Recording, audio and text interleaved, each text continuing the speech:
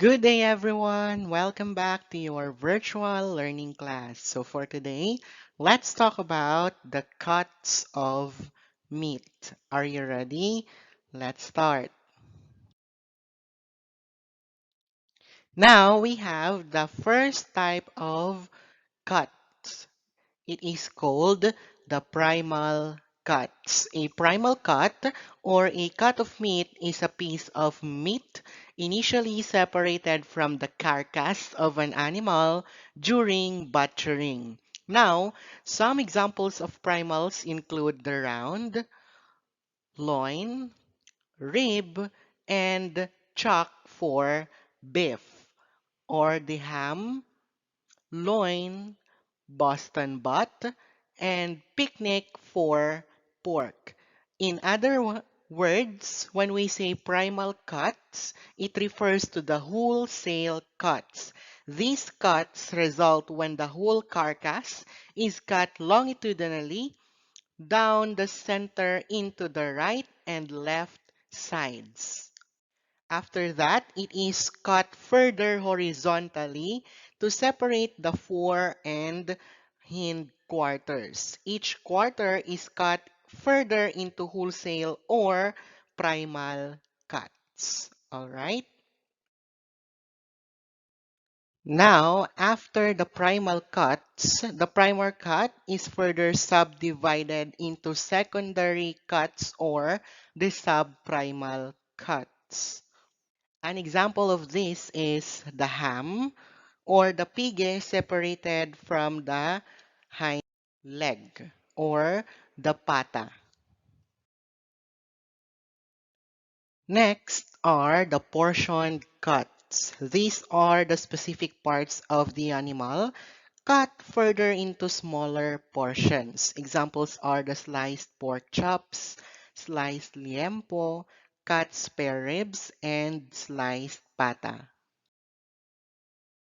And lastly, we have the fancy cuts. These are special cuts which command higher prices than ordinary cuts. Example is spare ribs with all its meat intact except the skin, the tenderloin, clean and well trimmed or uncut, but well trimmed bacon or the belly for lechon kawali, and pork chops with the skin and sometimes with bones removed or pork loin cut butterfly style. All right, at this point of time, let's talk about the principles in the selection of meat. First, consider the desirable characteristics for each type. Meat with fine textured muscles and good marbling are tenderer than those with coarse texture and less marbling. Cara beef is less tender than beef, and beef is less tender than pork. Next, every carcass must be inspected and approved by the Bureau of Animal Industry. A stamp on the skin of the carcass should attest to this. Fresh, chilled, and frozen meats have their own advantages and disadvantages. Select the one which give the most benefits. Fourth, select meat cuts appropriate to the intended recipe. Generally, the lean meat is good for dry heat method and tough meat for moist heat method. Fifth, consider the cost in relation to the edible portion. For example, the ratio of lean meat to the bones.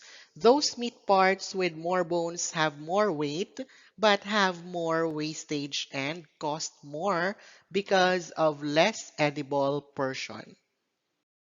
Six, select meat that is already pre-prepared as it is more convenient and time and labor saving. Sliced sirloin for more ground or minced meat, skinless pork chops, fancy cuts like butterfly cuts, and even marinated meat and hamburger mixes can be of advantageous to the buyer. Next, we have be meticulous in distinguishing the finish in meat. Finish refers to the thickness and distribution of fat inside and outside of the lean meat. An ideal finish in beef shows smooth, well distributed fat outside and good marbling inside. Observe also the quality, texture, and color of fat.